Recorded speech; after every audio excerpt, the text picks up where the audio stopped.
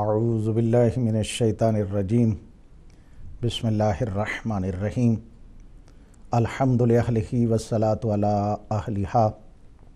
اما بعد فقد قال اللہ تعالی و تبارک فی کلامہ المجید و فرقانہ الحمید و قولہ الحق بسم اللہ الرحمن الرحیم یا ایہا الرسول بلغ ما انزل الیک من ربک وَإِن لَّمْ تَفْعَلْ فَمَا بَلَّغْتَ رِسَالَتَهُ وَاللَّهُ يَعْصِمُكَ مِنَ النَّاسِ إِنَّ اللَّهَ لَا يَهْدِي الْقَوْمَ الْكَافِرِينَ۔ ناظرین السلام علیکم۔ پروگرام مذاکرہ کے ساتھ میں آپ کا میزبان عابد رضا آپ کی خدمت میں حاضر ہوں۔ یقیناً آیہ مجیدہ جو ابتدا میں تلاوت کی گئی ہے اسی سے تمام ناظرین کو ایک اندازہ ہو چکا ہوگا کہ آج کا پروگرام ہم نے کس حوالے سے کرنا ہے، چونکہ عید کے یہ ایام ہیں اور اسی عید کے حوالے سے گفتگو کی جائے گی۔ عید غدیر کے حوالے سے ہم آپ کی خدمت میں گزارشات پیش کریں گے اور امیر المومنین حضرت علی علیہ السلام کی ولایت کے حوالے سے، ان کی امامت کے حوالے سے گفتگو ہوگی ان تمام پروگرامز میں۔ چونکہ یہ مسلسل یہ ایام چونکہ عید غدیر کے ایام ہیں تو ان میں تقریباً جو پروگرام آپ کی خدمت میں پیش کیے جائیں گے ان میں اسے عید غدیر کے حوالے سے ہی گفتگو کی جائے گی۔ یہ آیہ مجیدہ جو میں نے آپ کی خدمت میں تلاوت کرنے کا شرف حاصل کیا ہے، جب پیغمبر گرامی صلی اللہ علیہ وآلہ وسلم اپنے آخری حج سے 10 ذی الحج کو جب واپسی غدیر خم کے مقام پر پہنچے تو اس وقت خالق کائنات نے اس آیہ مجیدہ کو نازل فرمایا۔ تو پیغمبر گرامی صلی اللہ علیہ وآلہ وسلم نے تمام جو ساتھ وہاں پہ لوگ موجود تھے، چونکہ یہ ایک چوک کا منظر تھا، وہاں پہ ہر طرف سے آنے والے وہاں سے گزر کے جاتے تھے، تو جو آگے بڑھ چکے تھے ان کو بھی پیچھے بلا لیا اور ساتھ جو آگے پیچھے لوگ موجود تھے ان کو ساتھ ملایا، اور ملانے کے بعد ایک بہت پیارے پلان کے ذریعے سے وہاں پہ پلانوں کا ممبر بنا کے ایک بہت بڑا پلان دیا ملت اسلامیہ کو، پوری انسانیت کو ایک پلان دیا ہے، اور اسی حوالے سے ہم آج گفتگو بھی کرنے کی کوشش کریں گے۔ یہ آیہ مجیدہ جب نازل ہوئی تو پیغمبر گرامی صلی اللہ علیہ وآلہ وسلم نے وہاں پہ پورے گرمی کا، چونکہ وہاں پہ جوش تھا، شدت کی گرمی تھی، تو وہاں پہ تقریباً 90,000 سے لے کے 1,24,000 تک کی مختلف روایات میں موجود ہے کہ وہاں کا اس وقت مجمع موجود تھا کہ جس میں پیغمبر گرامی صلی اللہ علیہ وآلہ وسلم نے خالق حقیقی کے اس فرمان کے مطابق اعلان کیا۔ جو اعلان ہوا اس کے حوالے سے بھی بات ہوگی، اور یہ اعلان ایسا اعلان ہے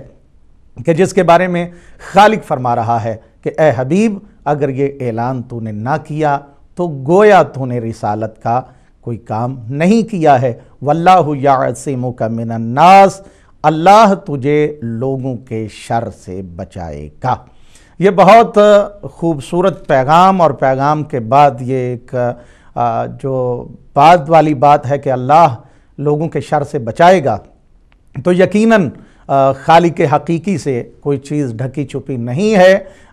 ہر انسان کے ظاہر و باطن کو وہ جاننے والا ہے۔ لہذا پیغمبر گرامی صلی اللہ علیہ وآلہ وسلم کو جب یہ پیغام دیا تو ساتھ فرمایا کہ لوگوں سے ڈرنے کی ضرورت نہیں ہے۔ اور یہاں پہ ہم جب بات آگے لے کے چلیں گے اپنے مہمانوں کے جو میرے ساتھ اس وقت موجود ہیں ان کے ذریعے سے، جب آپ کی کالز کے ذریعے سے جب گفتگو ہوگی، تو اس کے بعد جو آیہ مجیدہ نازل ہوئی ہے اس میں بھی بہت خوبصورت پیغام ہے، اور وہاں پہ بھی جب تکمیل دین کی بات ہوئی ہے تو وہاں پہ بھی خالق حقیقی نے پیغمبر گرامی صلی اللہ علیہ وآلہ وسلم کو اس چیز کی طرف فرمایا ہے کہ اے میرا حبیب، صرف ڈرنا ہے تو اپنے پروردگار سے ڈرو، لوگوں سے ڈرنے کی کوئی ضرورت نہیں ہے۔ اس حوالے سے بات جب آگے چلے گی تو وہاں پہ یہ بات کی جائے گی۔ ابتداءً صرف ایک دو چیزیں ہیں جو میں آپ کی خدمت میں عرض کرنا چاہتا ہوں۔ اس میں علامہ امینی نے بہت تحقیق کے ساتھ اس حوالے سے گفتگو فرمائی ہے۔ وہ کہتے ہیں کہ اس اہم تاریخی واقعے کو 110 اصحاب اور 84 یعنی 84 تابعین اور 360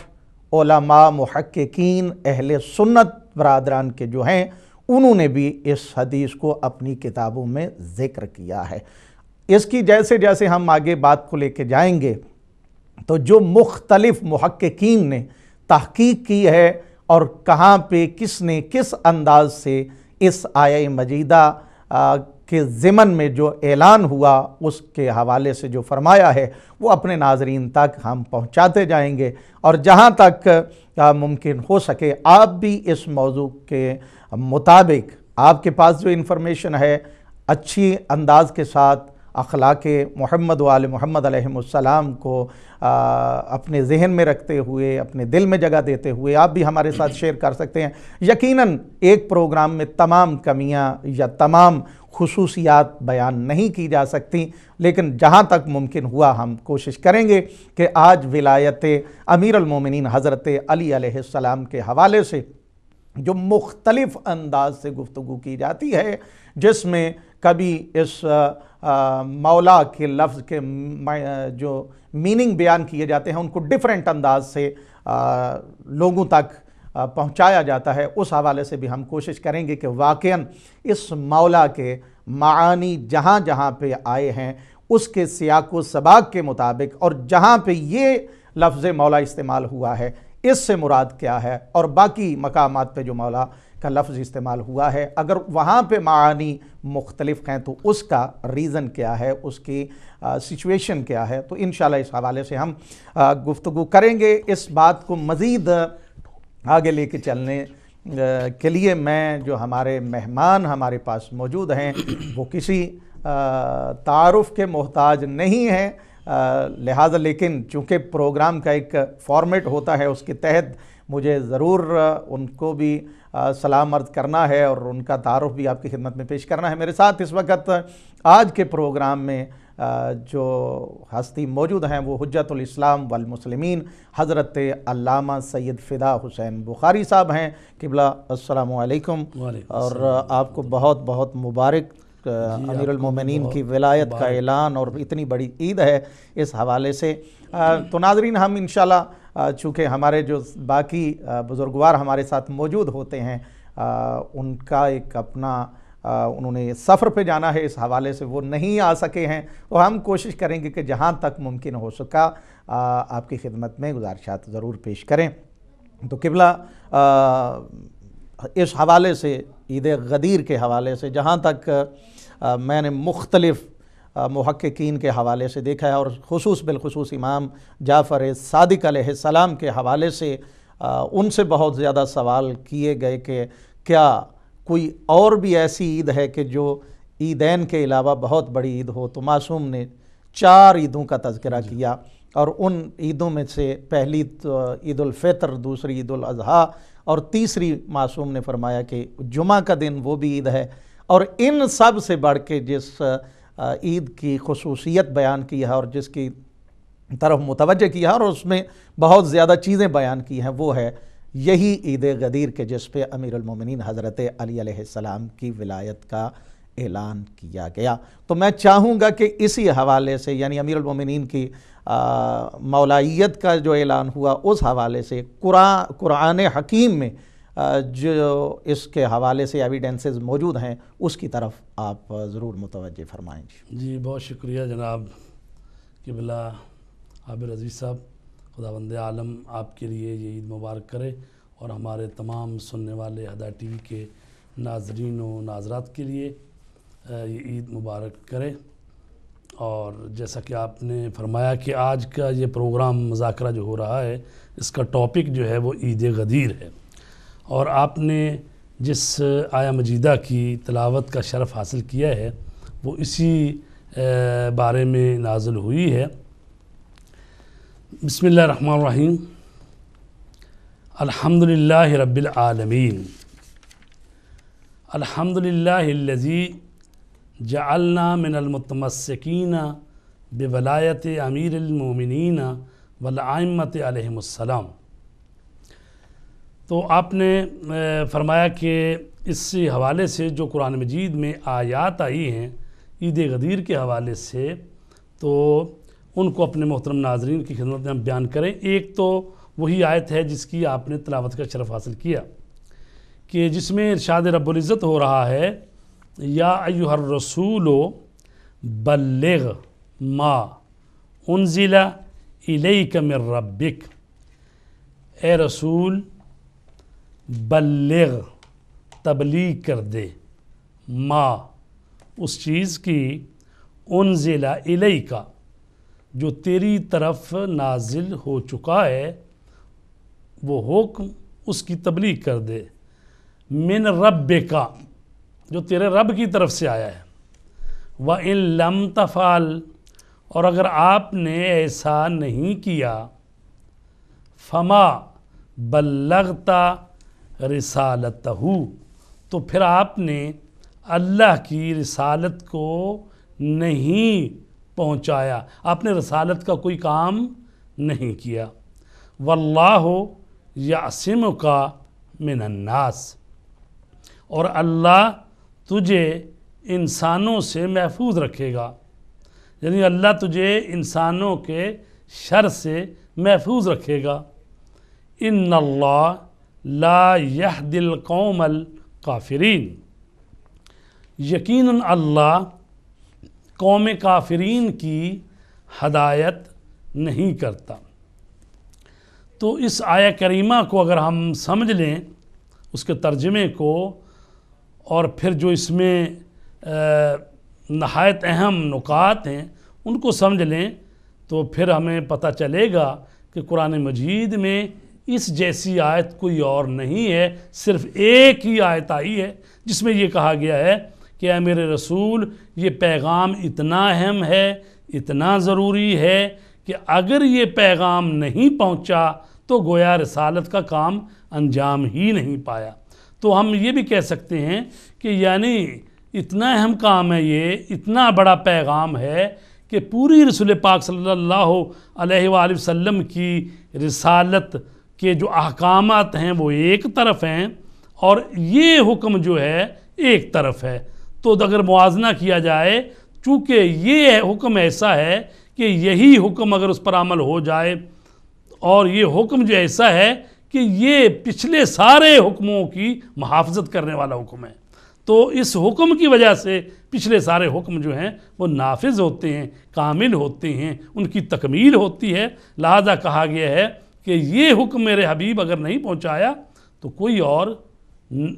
جو ہے رسالت کا کام آپ نے نہیں کیا۔ اور کہا گیا یا ایھا الرسول کہہ کر جو اللہ تبارک تعالیٰ نے مخاطب ہوئے ہے،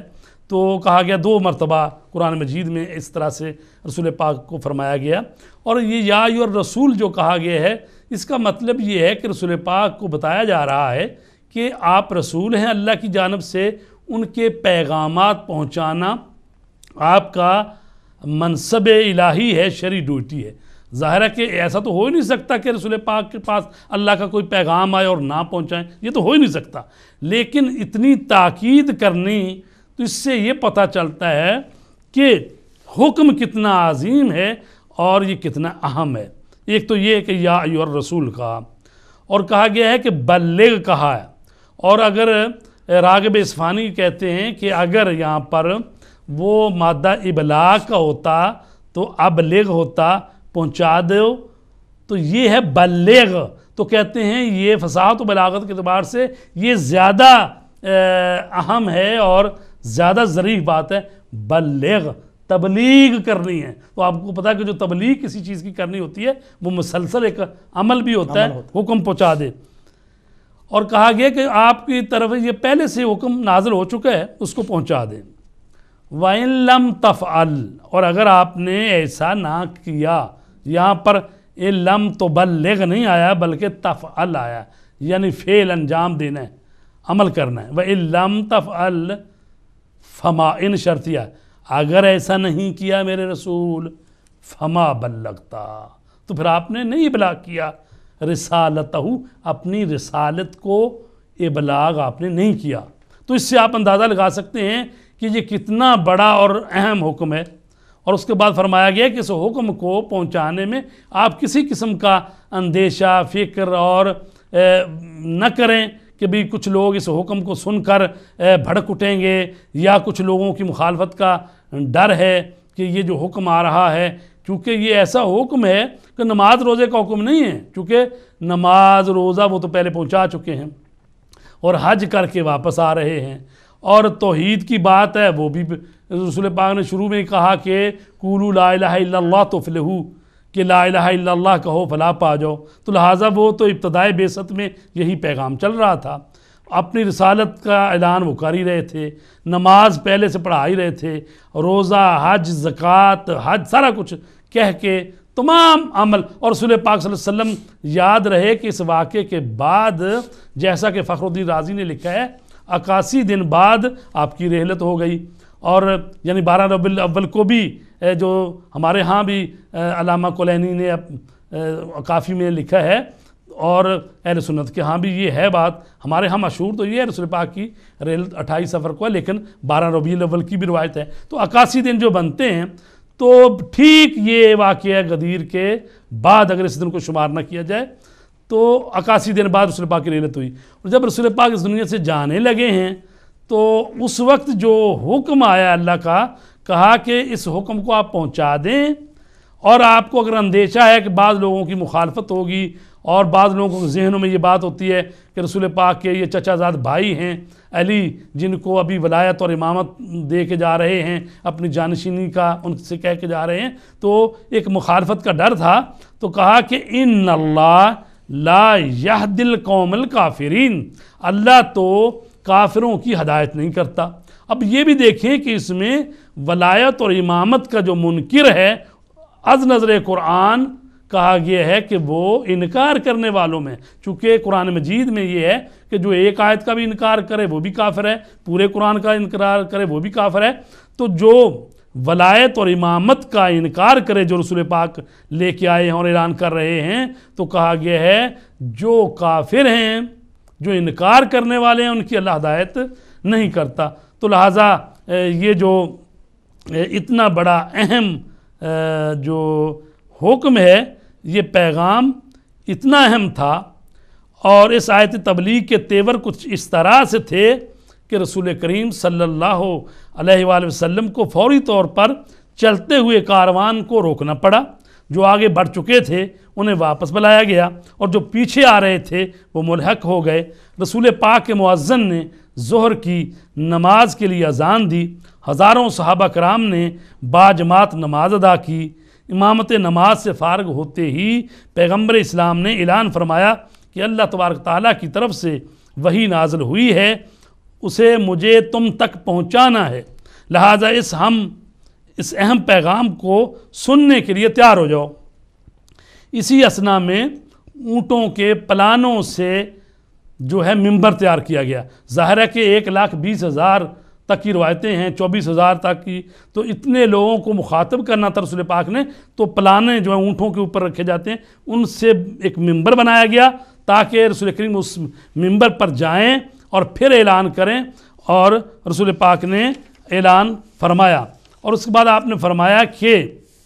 اور تاریخ کہتی ہے کہ اس سے بڑا اجتماع رسول پاک کو تاریخ میں میسر نہیں آیا، یعنی پوری آپ کی لائف میں یہ آخری موقع تھا، اور جو ہے سب سے بڑا پیغام تھا جس کے لیے اس نے مجمع میں آپ نے خطاب فرمایا، اور اللہ تبارک تعالیٰ کی حمد و ثنا کے بعد فرمایا کہ میں خداوند عالم کی دعوت کو لبیک کہنے والا ہوں، اور آپ لوگوں سے رخصت ہونے والا ہوں، میں بھی جواب دہ ہوں اور تم بھی جواب دہ ہو، قیامت کے دن مجھ سے بھی پوچھا جائے گا اور تم سے بھی پوچھا جائے گا۔ اور آپ نے فرمایا کیا تم میرے بارے میں گواہی دو گے؟ لوگوں نے بلند آواز سے کہا نشہد انک قد بلغت ونصحت وجاہدت فجزاک اللہ خیرا، ہم گواہی دیتے ہیں کہ آپ نے رسالت پہنچانے کا کام بہترین طریقے سے انجام دیا، خداوند عالم آپ کو اس کی جزائے خیر عطا فرمائے۔ پھر آپ نے فرمایا کیا تم خداوند عالم کی وحدانیت اور میری رسالت اور قیامت اور اس کے مردوں کے دوبارہ زندہ ہونے کی گواہی نہیں دو گے؟ سب نے کہا بے شک ہم گواہی دیتے ہیں۔ یعنی اصحابہ کرام سے پورے عقیدے کی، ایمان کی دوبارہ گواہی لے کر پھر فرمایا ہے کہ اب کہا گیا تاریخوں کے لوگ ہم وطن گوش ہیں کہ وہ پیغام کیا ہے۔ تو اب آپ نے فرمایا، حدیث بیان کی پہلے، انی تارکن فیکم الثقلین، میں تم میں دو گراں قدر چیزیں چھوڑے جا رہا ہوں، ایک میری اہل بیت ہے اور ایک قرآن مجید ہے۔ تو اس پر یہ بھی کہا گیا ہے کہ ایک شخص نے پوچھا یا رسول اللہ وہ کون سی قیمتی چیزیں ہیں؟ تو فرمایا ان میں سے ایک سکل اکبر ہے جو قرآن مجید ہے، اور ایک سکل اصغر ہے جو اہل بیت اطہار ہیں۔ اگر تم، یہ کس سے مخاطب ہیں؟ صحابہ کرام سے مخاطب ہیں کہ اے میرے صحابہ کرام، اگر تم لوگ قرآن اور اہل بیت کے دامن کو مضبوطی سے پکڑ لو گے تو تمہاری گارنٹی میں دیتا ہوں کہ تم کبھی بھی گمراہ نہیں ہوگے۔ تو اس کا کیا مفہوم نکلتا ہے کہ اگر قرآن کو چھوڑ دیا گیا یا اہل بیت کو چھوڑ دیا گیا تو گمراہی لازم ہے۔ تو لہذا آپ نے فرمایا یہ دونوں کبھی آپس میں جدا نہیں ہوں گے یہاں تک کہ میرے پاس پہنچ جائیں۔ اس کے بعد آپ نے فرمایا ایھا الناس من اولی الناس بالمومنین من انفسہم، اے لوگو وہ کون ہے جو مومنین کی جانوں پر ان سے زیادہ اختیار رکھتا ہے؟ تو سب مجمع میں جو 1,20,000 صحابہ کرام کا مجمع تھا، سب نے کہا قالوا بلا یا رسول اللہ، تو کہا، اور یہ دیکھیں یہ جو آیہ کریمہ رسول پاک اشارہ فرما رہے ہیں، یہ سورہ احزاب کی آیت ہے جس میں کہا گیا ہے النبی اولا بالمومنین من انفسہم، نبی جو ہے مومنین کی جانوں پر ان سے زیادہ اختیار رکھتے ہیں، اولا بالتصرف۔ جب یہ اقرار لے لیا کہ میں تم پر اولا بالتصرف ہوں، میں تم پر حاکم ہوں، میں تم پر صاحب اختیار ہوں، جب یہ سارے اقرار لے لیے تو اس وقت مولا علی علیہ السلام جو کہ ساتھ ہی آپ نے اس پر سٹیج پر بٹھایا ہوا تھا، ان کے بازو کو پکڑا اور مجمع کے سامنے کر کے کہا کہ پہلے تو کہا ان اللہ مولا، یا بے شک میرا مولا اللہ ہے، وَأَنَا مَوْلَى الْمُؤْمِنِينَ، اور میں مومنین کا مولا ہوں۔ پھر فرمایا من كُنْتُ مَوْلَاهُ فَهَذَا عَلِيٌّ مولا، جس کا میں مولا ہوں اس کا علی مولا ہے۔ تو اس جملے کو 4 مرتبہ دہرایا، اور اس میں وجہ یہ بتائی گئی ہے کہ رسول پاک صلی اللہ علیہ وسلم نے یعنی چاروں سمتوں میں اس طرح بھی کہا من کنت مولا فہذا علی مولا، پھر آپ نے دائیں طرف، بائیں طرف، پچھلی جانب، یعنی چاروں طرف آپ نے یہ کہہ کر جملہ دہرایا تاکہ یہ کسی کو شک شبہ نہ رہے۔ تو اس دن کو جو اعلان ہوا کہ جس کا میں مولا ہوں، یعنی جس کا میں حاکم ہوں، میں آقا ہوں، میں مولا ہوں، میں امام و قائد ہوں، تو اس کا یہ علی جو ہیں مولا ہیں۔ تو عید غدیر اس مناسبت سے کہا جاتا ہے چونکہ یہ غدیر کے معنی ہوتا ہے نشیب والی جگہ، گہرائی والی جگہ جہاں پر بارش کا پانی جمع ہو جاتا ہے۔ تو یہاں پر اس بیابان میں ایک جگہ تھی جس میں پانی جمع ہوتا تھا، اس کو غدیر کہتے ہیں۔ تو اس لیے جیسا قبلہ نے بھی اشارہ کیا، یعنی خم یعنی ایسا چوراہا، ایسا جہاں سے رستے نکلتے ہیں، مصر والے مصر کی طرف، مدینے والے مدینے، جو مغربی ملکوں کی طرف وہ ادھر جاتے تھے، اور اسی طرح یمن والے یمن کی طرف جاتے تھے۔ تو یہ وہ چوک تھا جہاں پر مولا علی کی امامت اور ولایت کا اعلان ہوا۔ تو اس موقع پر جو ہے یہ آیت نازل ہوئی کہ الیوم یائس الذین کفروا من دینکم، یہ سورہ مائدہ کی آیت نمبر 3 ہے، اس کا یہ ایک جز ہے، ٹکڑا ہے، الیوم یائس الذین کفروا من دینکم، آج کافر جو ہیں تمہارے دین سے مایوس ہو گئے، فلا تخشوہم، اب ان سے نہ ڈرو، وخشونی، اب مجھ سے ڈرو۔ اور یہ بھی عجیب ہے بات کہ مسلمانوں سے کہا جا رہا ہے کافر اب تمہارے دین سے مایوس ہو گئے، اس کا کچھ نہیں بگاڑ سکتے۔ کیوں؟ اس لیے کہ محافظ دین کا اعلان ہو گیا، رسول پاک کے بعد جو دین کی قیادت کرنے والی لیڈرشپ ہے اس کا اعلان ہو گیا، امام کا اعلان ہو گیا۔ کافر جو یہ سوچ رہے تھے کہ رسول پاک کی آنکھ بند ہوگی تو یہ لوگ پھر واپس پلٹ جائیں گے، اب چونکہ امام کا اعلان ہو گیا، رسول کے جانشین کا اعلان ہو گیا، تو آیت یہ کہہ رہی ہے آج کافر سارے مایوس ہو گئے، اور اب ان سے نہ ڈرو، اب مجھ سے ڈرو۔ یہ مجھ سے ڈرو کا کیا مطلب؟ یعنی تقوی اختیار کرو۔ آج کے دن جو تم لوگ قول و قرار کر رہے ہو، ابھی تھوڑی دیر بعد بیعت کرو گے علی علیہ السلام کے ہاتھ پر اور علی کو امام مان کر مبارکیں دے گے، کل کو مکر نہ جانا۔ وَخْشَوْنِي الْيَوْمَ أَكْمَلْتُ لَكُمْ، آج کے دن دین تمہارا کامل ہو گیا، وَأَتْمَمْتُ عَلَيْكُمْ، اور میں نے مکمل کر دی اپنی نعمتی، وَرَضِيتُ لَكُمُ الْإِسْلَامَ دِينًا، اور آج میں جو ہے اسلام کو دین کے طور پر قبول کرنے میں راضی ہوں۔ تو عزیزان گرامی، اتنی بڑی نعمت ہے جو عید غدیر کی 18 ذو الحجہ کو، کہ جس دن میں اللہ نے دین کو مکمل کر دیا، نعمتیں پوری کر دیں، دین اسلام سے راضی ہو گیا اور کافر مایوس ہو گئے۔ تو لہٰذا اس دن کو سب سے بڑی عید قرار دیا ہے رسول پاک نے، اور امام جعفر صادق ائمہ سب نے کہا کہ سب سے بڑی عید جو ہے وہ عید غدیر ہے۔ کیوں؟ اس لیے کہ اس دن دین مکمل اور کامل ہو گیا۔ جی بہت شکریہ قبلہ، ماشاءاللہ پوری تفصیل کے ساتھ تقریباً اس آیہ مجیدہ اور دوسری الیوم اکملت لکم دینکم کے حوالے سے کافی اچھے انداز سے جو ہے وہ انفارمیشن ہمارے ناظرین تک یقیناً پہنچ گئی ہے۔ اب ہم کوشش کریں گے کہ انہی باتوں میں سے کچھ ایسے سوالات بنتے ہیں جو اس وقت معاشرے میں جن کو موضوع قرار دے کے کافی بحث جو ہے وہ کی جاتی ہے، تو اس میں ایک سوال تو فوری طور پہ میرے ذہن میں ابھی آپ کی گفتگو سے یہ آیا ہے کہ اکثر اوقات قبلہ اس کو یہ کر دیا جاتا ہے کہ یہ صرف چلیں اگر ولایت کا اعلان ہوا بھی ہے تو فقط یہیں پہ ہوا ہے، اس سے پہلے کوئی بات نہیں ہوئی یا بعد میں، تو کیا ایسا کوئی تاریخ میں ہے کہ صرف یہیں پہ اس بات کی طرف پیغمبر نے متوجہ کیا ہے اور باقی کسی جگہ پہ اس حوالے سے متوجہ نہیں فرمایا؟ جی بڑا اہم سوال ہے آپ کا۔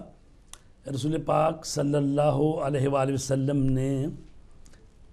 اس غدیر کے موقع پر اس سے پہلے بھی کئی مرتبہ فرما چکے کہ علی میرے وزیر ہیں، میرے جانشین ہیں۔ چونکہ اس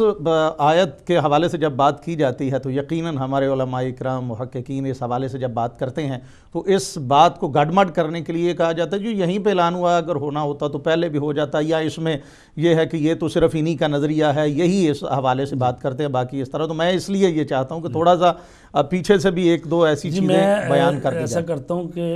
جس دن رسول پاک صلی اللہ علیہ وسلم نے اپنے قوم اور قبیلے والوں کو بلایا اور اس دن پیغام جو دیا، اور اس وقت آپ نے فرمایا فَأَيُّكُمْ يُؤْمِنُ بِي، تم میں سے کون ہے جو مجھ پر ایمان لاتا ہے، وَيُوَازِرُنِي، اور میرا بوجھ بٹاتا ہے، عَلَىٰ عَمْرِي، یہ جو میں لے کر آیا ہوں پیغام، اس میں کون میرا بوجھ بٹاتا ہے؟ اچھا تو اس کے بدلے میں کیا ہوگا؟ فَيَكُونَ أَخِي وَوَسِيِّي وَوَزِيرِي وَخَلِيفَتِي فی اہل من بعدی۔ تو کس نے لبیک کہی اس وقت؟ حضرت علی علیہ السلام جو 13 سال کے تھے اس وقت، فرمایا لبیک یا رسول اللہ، میں حاضر ہوں۔ تو مولا نے فرمایا، ان کو بلایا قریب رسول پاک نے، تو اپنا دست مبارک ان کے کندھے پر رکھ کر سینے سے لگایا اور فرمایا کہ یہ میرا بھائی ہے، یہ میرا وزیر ہے، یہ میرا خلیفہ ہے۔ فرمایا کہ فَاسْمَعُوا لَهُ، اس کی سنو، وَأَطِیعُوهُ، اور اس کی اطاعت کرو۔ یہ بات سیرہ حلبی جلد نمبر 1 صفحہ نمبر 321 پہ، اور تاریخ تبری جلد 2، تاریخ کامل جلد 2، مسند احمد جلد 1 صفحہ نمبر 111، شرح نہج البلاغہ جلد 13 صفحہ نمبر 210 پر، یہ اس وقت کی بات ہے۔ اور ایک اور واقعہ بتاؤں میں کہ وہ جنگ تبوک پر جب جا رہے تھے تو حضرت علی علیہ السلام، یہ واحد جنگ ہے جس میں حضرت علی علیہ السلام کو کہا گیا ہے اے علی آپ مدینے میں میرا خلیفہ بن کر رہے جانشین، اور میں جا رہا ہوں صحابہ کرام کو لے کے جنگ تبوک کے لیے۔ تو بعض منافقین نے کہا کہ علی مرد میدان ہیں اور علی کو عورتوں بچوں میں چھوڑ کے جا رہے ہیں، منافقینوں نے یہ باتیں شروع کر دیں۔ تو رسول پاک صلی اللہ علیہ وسلم کے پاس حضرت علی علیہ السلام آئے تو یہ کہا یا رسول اللہ آپ کو معلوم ہے کہ میں جہاد اور جنگ کا شوق ہے مجھے، اللہ کی راہ میں جہاد کرنے کے لیے آپ مجھے چھوڑ کر جا رہے ہیں. تو فرمایا اے علی، یا علی، کیا آپ اس بات پر راضی نہیں ہیں کہ